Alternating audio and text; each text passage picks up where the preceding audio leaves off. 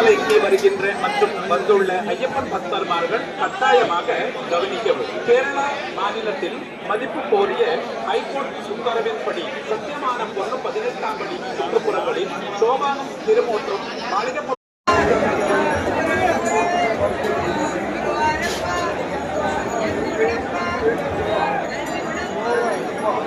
சபரிமலைக்கு வருகின்ற மற்றும் வந்துள்ள ஐயப்பன் பக்தர்மார்கள் கட்டாயமாக கவனிக்கவும். கேரளா மாநிலத்தில் மதிப்பு கோரிய ஹைகோர்ட் உத்தரவின்படி சத்தியமான பொண்ணு 18ஆம் படி சுற்றுப்புறங்களில் சோபானம் திருமோற்றம் மாளிகை